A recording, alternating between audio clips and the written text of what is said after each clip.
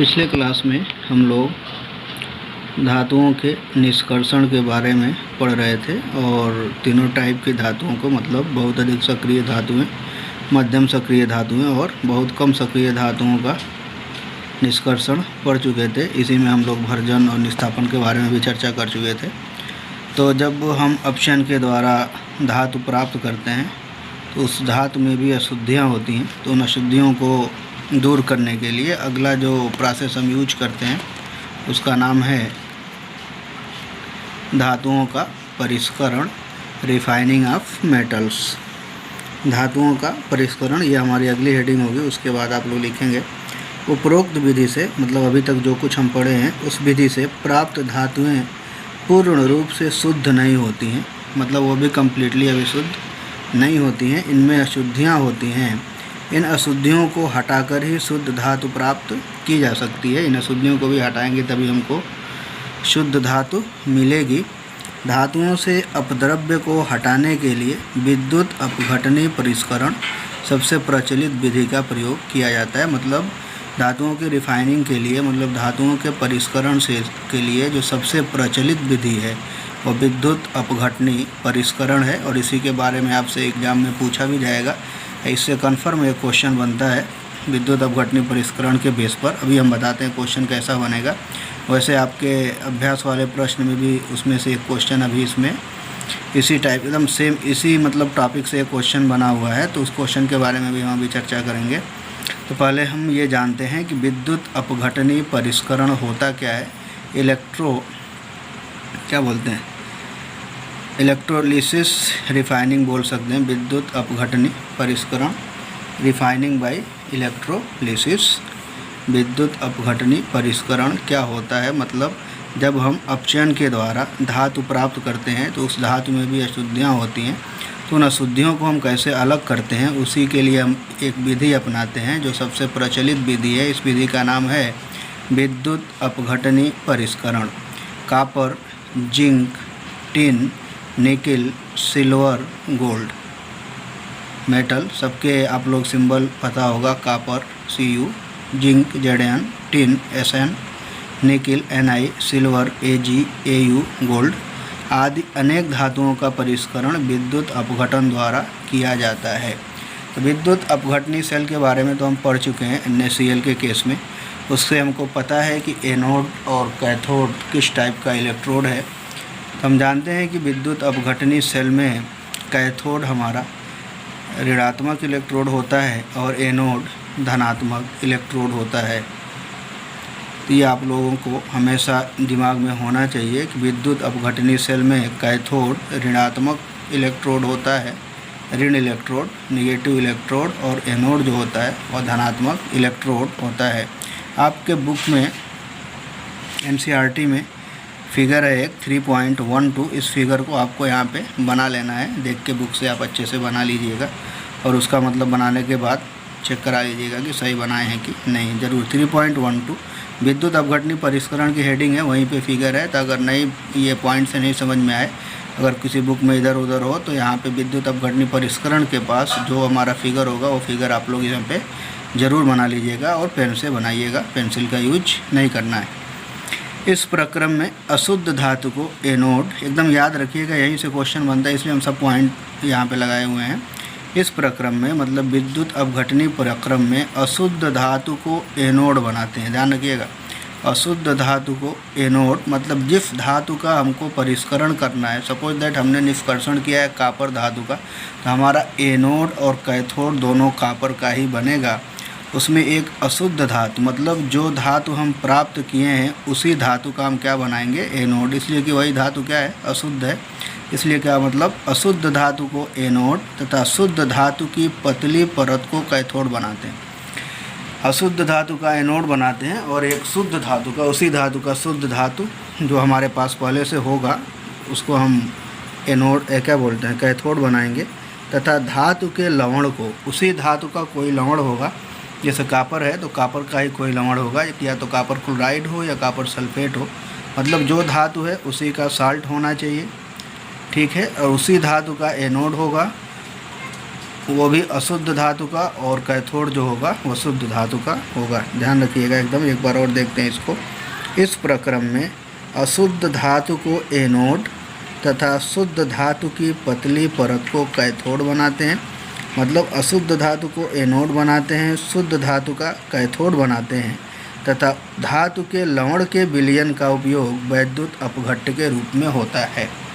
विद्युत अपघटनी सेल में अगर आप लोग फिगर बनाएंगे देखेंगे वहाँ पे यही कंडीशन होगा। ये मान लीजिए एक बर्तन है, पात्र, ठीक है।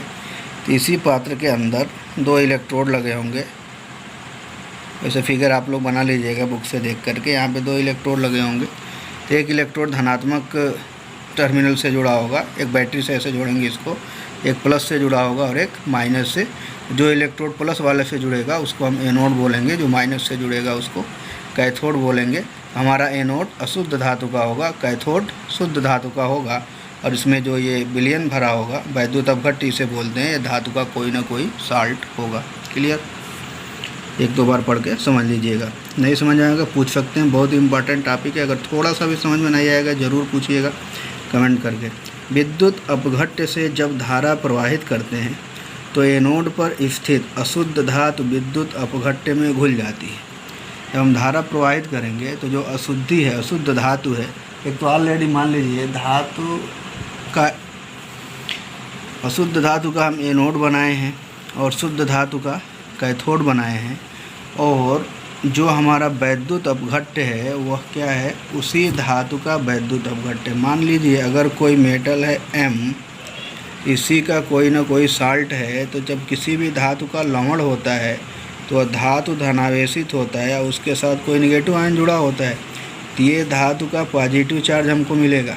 समझ में आ रहा है? अगर इस वैद्युत अपघट्ट है, वैद्युत अपघट्ट की डिफिनीशन आप जानते हैं कि जब किसी वैद्युत अपघट्ट में विद्युत धारा प्रवाहित की जाती है तो वह धनायन और ऋणायन में टूट जाता है। जो धातु होता है वह धनायन के रूप में, और जो उसका अधातु होता है वह ऋणायन के रूप में टूट जाता है। अब होता क्या है कि एनोड से अशुद्ध धातु घुलती है, वैद्युत अपघट्ट में घुल जाती है। तो जितनी ज़्यादा धातु हो, मतलब जितनी धातु घुलेगी इतना ही मात्रा में शुद्ध धातु वैद्युत अपघट्ट से कैथोड पर निक्षेपित हो जाती है। तो समझेंगे थोड़ा सा, हम बताना चाह रहे हैं। मान लीजिए ये हमारा पूरा ये सेल है वैद्युत अपघट्ट। मान लीजिए इसमें धातु का धनायन होगा, ठीक। हमने 2 इलेक्ट्रोड यहाँ पे लगाया हुआ है।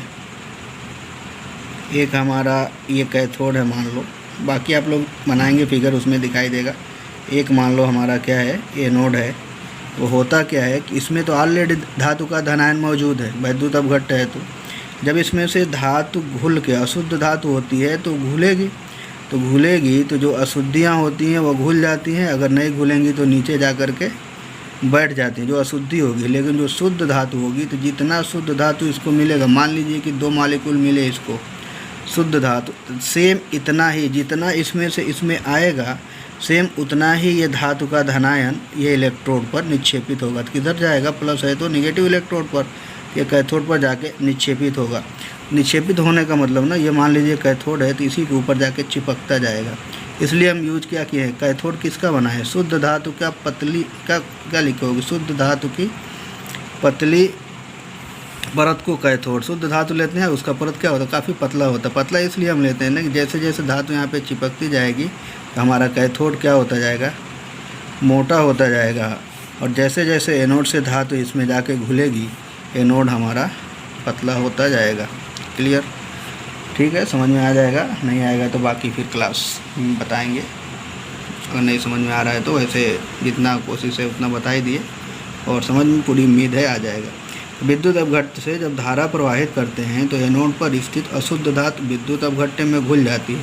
तो जितनी धातु घुलेगी उतनी ही मात्रा में शुद्ध धातु विद्युत अपघट्ट से कैथोड पर निक्षेपित हो जाती है।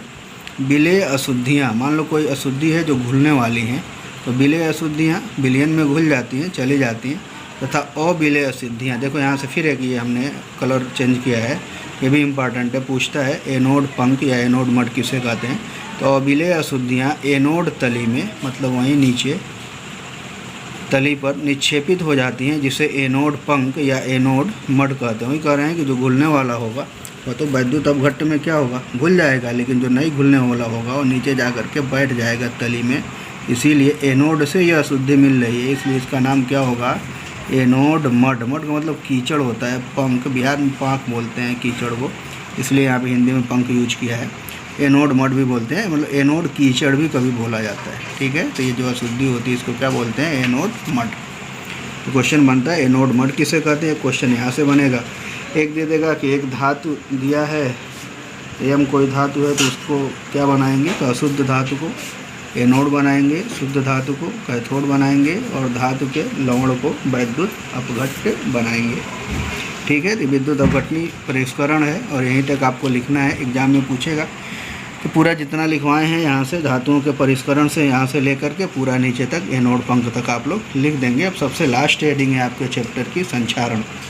संक्षारण का मतलब होता है कोरोजन, इंग्लिश में बोलते हैं कोरोजन, मतलब जंग लगना लोहे पर। तो देखे होंगे कि जब लोहे को वायुमंडल या वायु में कभी बाहर पानी में छोड़ दें और नमी और वायु का संपर्क उसके होता रहे, तो धीरे धीरे उस पर भूरे रंग की परत जम जाती है, उसी परत को हम क्या बोलते हैं, जंग बोलते हैं।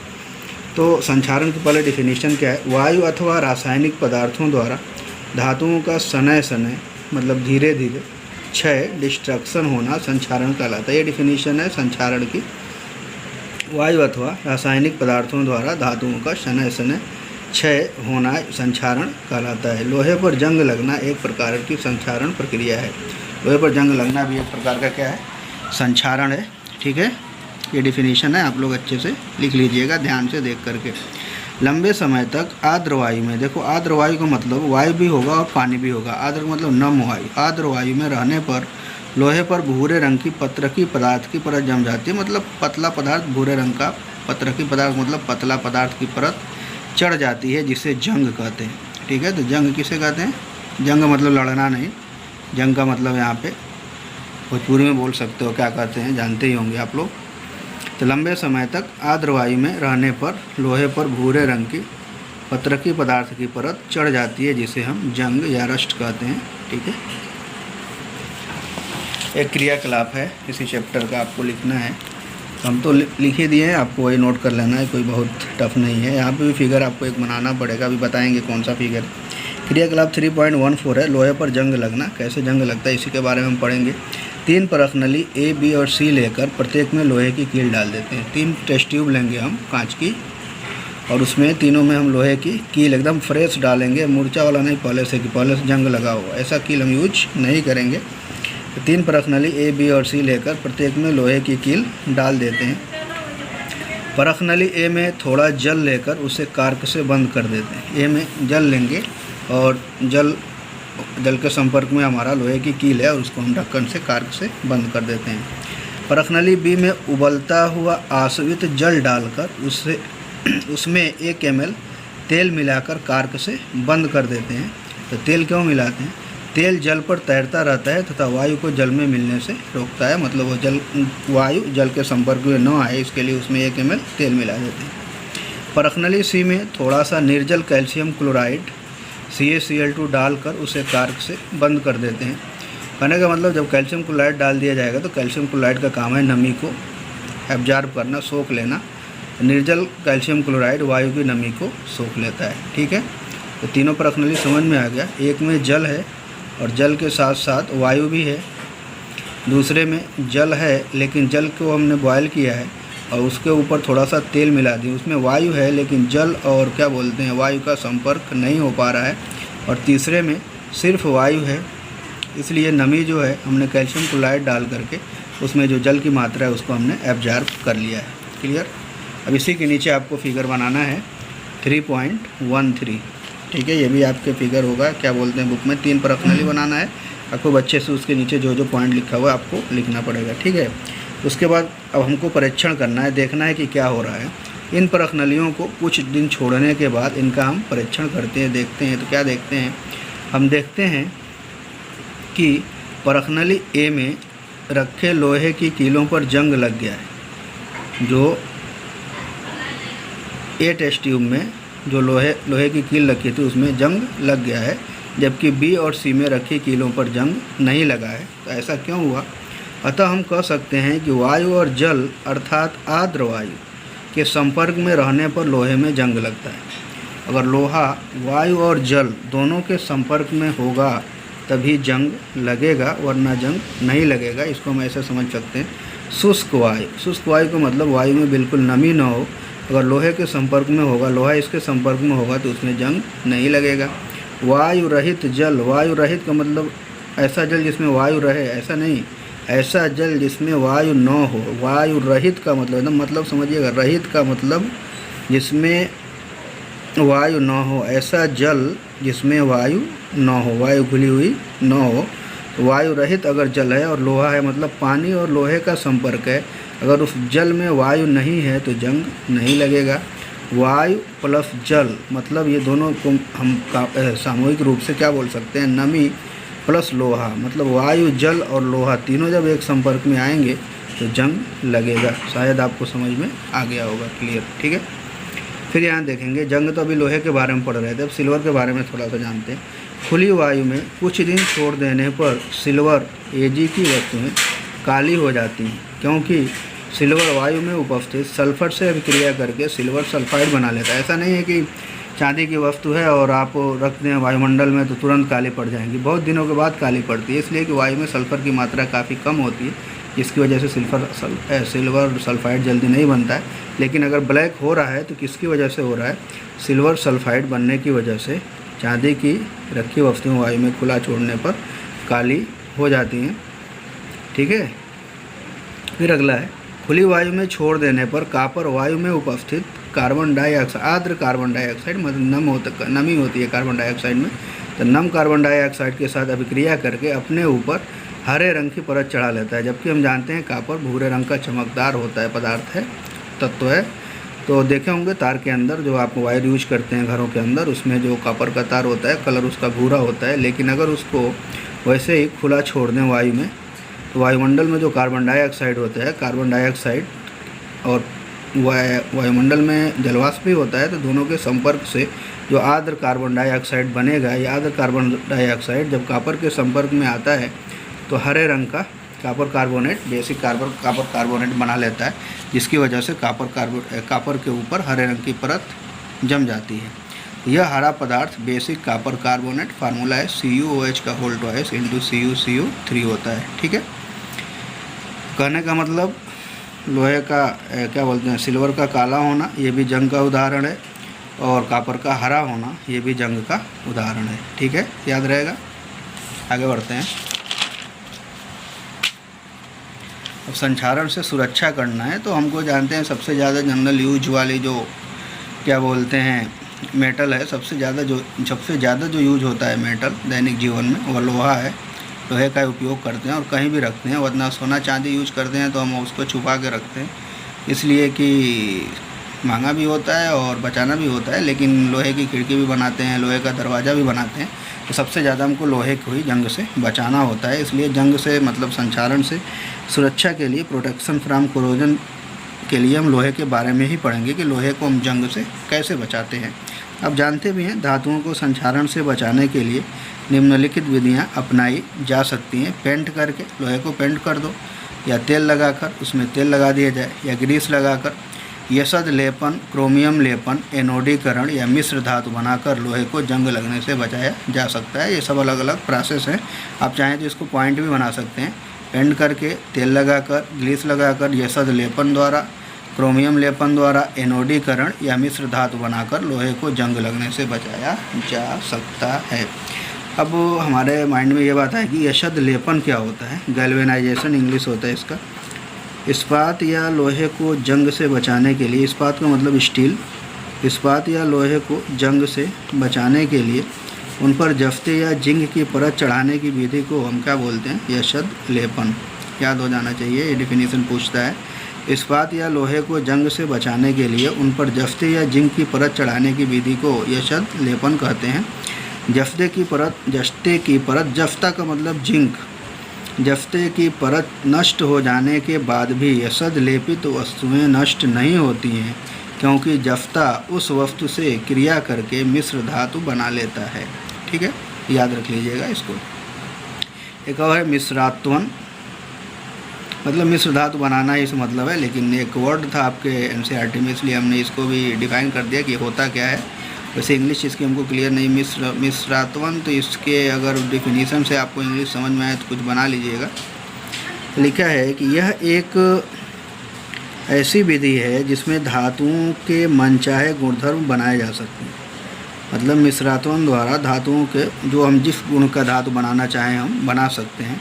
किसको मिश्रात्वन कहते हैं, तो इसकी डेफिनेशन है किसी धातु में अन्य धातु मिलाकर उसके गुणधर्म को परिवर्तित करना मिश्रात्वन कहलाता है। ठीक है, किसी धातु में अन्य धातु मिलाकर उसके गुणधर्म को परिवर्तित करना मिश्रात्वन कहलाता है। मतलब अगर किसी भी धातु में कोई अन्य धातु मिला दे जिससे हमारा क्या हो जाए, धातु का गुण बदल जाए, तो उसी को हम क्या कहते हैं, मिश्रात्वन कहते हैं। ठीक है, जैसे लोहा है, लोहा एक बहुत उपयोगी धातु है, हम जानते हैं। तो शुद्ध अवस्था में नरम होता है, काफ़ी नरम होता है लोहा, तो हल्का सा गर्म कर देंगे, इसे गर्म करके खींचा जा सकता है। अब दिमाग में आ रही हो बात, लोहा नरम होता है, लोहा शुद्ध अवस्था में बहुत ही नरम होता है। थोड़ा सा हीट करोगे और जैसा चाहो वैसा तार उसका खींच सकते हो। इसलिए उसको हार्ड बनाने के लिए इसे मिश्रात्वन विधि द्वारा कठोर बनाकर और अधिक उपयोगी बनाया जाता है। कहने का मतलब मिश्रात्वन द्वारा ही, मतलब इसमें क्या मिला देते हैं, मिश्रात्वन द्वारा इसको हम कठोर बनाते हैं। तो कठोर बनाने के लिए इसमें 0.05% कार्बन मिलाया जाता है। तो कार्बन मिलाते हैं लोहे में, तो लोहा कठोर कैसे होता है, जब उसमें कार्बन मिला देते हैं तो लोहा कठोर हो जाता है। ठीक है, याद रहेगा, लिख लीजिएगा अच्छे से, ध्यान से देख करके। अब मिश्र धातु किसे कहते हैं, दो या दो से अधिक धातुओं अथवा धातु एक धातु या एक अधातु के समांगी मिश्रण को मिश्र धातु कहते हैं। मतलब दो धातुओं को आपस में मिला दें, दो या दो से अधिक धातुओं को आपस में मिला दें, तो जो नया बनेगा पदार्थ उसी को मिश्र धातु बोलेंगे। या धातु हो उसमें अधातु भी मिला दें, धातु में अधातु भी मिला दें तब भी बनेगा, उसको भी क्या बोलेंगे, मिश्र धातु। कहने का मतलब मिश्र धातु बनाने के लिए हम क्या करते हैं ना, कि धातु को हम गला देते हैं, लिक्विड फॉर्म में आ गया, दोनों धातुओं को गला करके फिर दोनों को आपस में मिलाएंगे तो समांगी मिश्रण बनेगा। समांगी मिश्रण का मतलब एक तरह का दिखाई देगा पूरा मिश्रण, फिर उसको हम ठंडा कर देंगे तो जो नया ठोस पदार्थ बनेगा उसी को हम क्या बोलेंगे, मिश्र धातु। कुछ मिश्र धातुएं हैं और किन किन धातुओं से मिलकर बना होता है उसी का ये एग्जाम्पल है, याद रख लीजिएगा।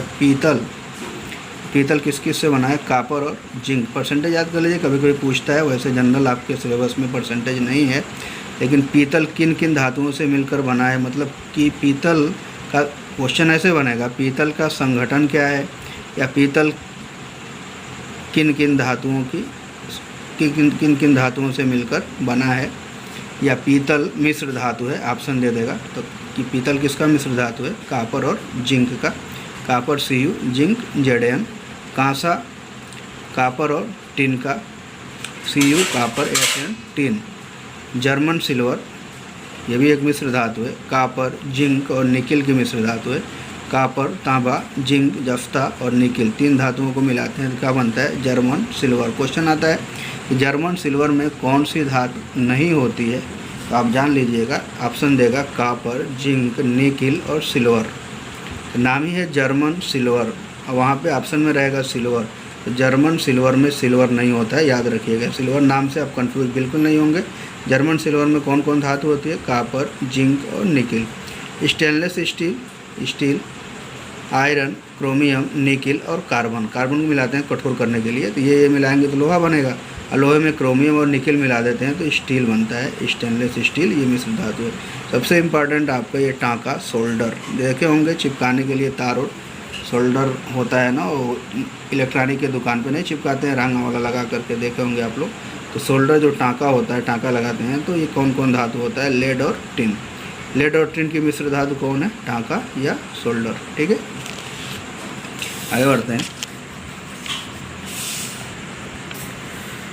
मिश्र धातु से क्या है, स्टार बना के लिख दिए हैं, एक पॉइंट है। शुद्ध धातु की अपेक्षा उसके मिश्र धातु की विद्युत चालकता गलनांक कम होता है। मतलब शुद्ध धातु की अपेक्षा, मतलब जिन जिन धातुओं से मिश्र धातु बनता है तो उन धातुओं की जो चालकता और विद्युत चालकता और गलनांक होता है, जो नया हम मिश्र धातु बनाएंगे उसका गलनांक उन धातुओं से कम होगा। जैसे तांबा और जफ्ते की मिश्र धातु पीतल और तांबा और टिन की मिश्र धातु कांसा विद्युत के कुचालक हैं, परंतु तांबे का उपयोग आप जानते हैं विद्युत तार बनाने में किया जाता है, विद्युत परिपथ बनाने में किया जाता है। ठीक है, जबकि तांबा क्या है, विद्युत का सुचालक है, लेकिन पीतल और कांसा विद्युत का कुचालक है। ठीक है, याद रहेगा। अगली हेडिंग है अमलगम, याद रखिएगा।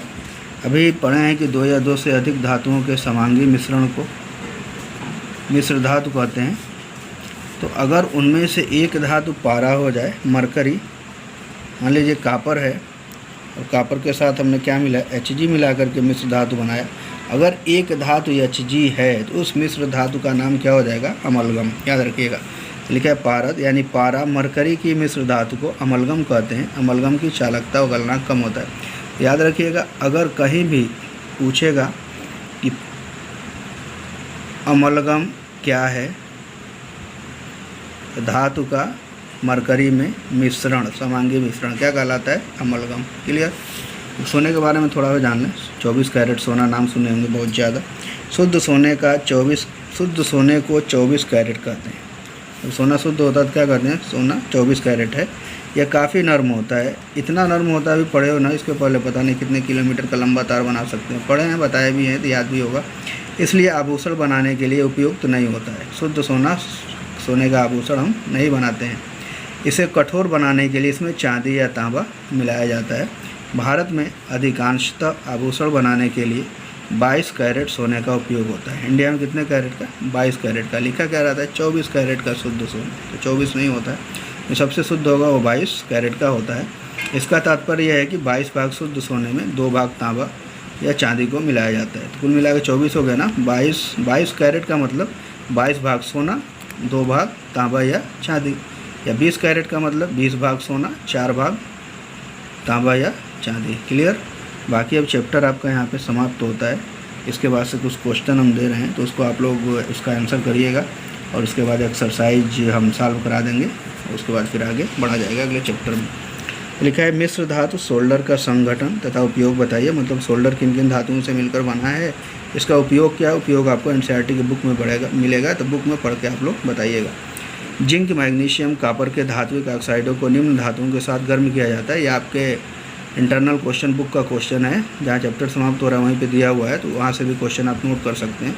ZnO जिंक से अभिक्रिया करेगा तो क्या होगा, मैग्नीशियम से क्या होगा, कॉपर से क्या होगा। ZnO zinc magnesium copper, MgO zinc magnesium copper, CuO zinc magnesium copper. किस स्थिति में विस्थापन अभिक्रिया घटित होगी आपको बताना है। अगला है कौन सी धातु आसानी से संक्षारित नहीं होती है, इसका भी आंसर दीजिएगा। मिश्र धातु क्या होते हैं, इसको भी आप डिफाइन करिएगा। और एक क्वेश्चन है बहुत इंपॉर्टेंट है, वो पिछले वीडियो में आपको मिलेगा, मतलब इसके पहले जो पढ़ाए हैं वहाँ से इसका आंसर मिलेगा आपको। धातु को उसके ऑक्साइड से प्राप्त करने के लिए किस प्रक्रम का उपयोग किया जाता है। ठीक है, ये कंप्लीट हुआ, पूरा चैप्टर समाप्त। उम्मीद करेंगे अगर एनसीईआरटी के क्वेश्चन आपको आए तो करिएगा। अंदर के क्वेश्चन, जो बुक के अंदर के क्वेश्चन, सारे क्वेश्चन सॉल्व कर लीजिएगा। मैक्सिमम क्वेश्चन हम बता भी चुके हैं, आपसे भी क्वेश्चन करा चुके हैं, उस क्वेश्चन भी आप लोग कंप्लीट कर लेंगे। उसके बाद से एक लेक्चर और है, पूरा हम मतलब अभ्यास प्रश्न इसका सॉल्व करा देंगे। उसके बाद आपका चैप्टर समाप्त हो जाएगा। तो अच्छे से ध्यान से पढ़िएगा। Thank you.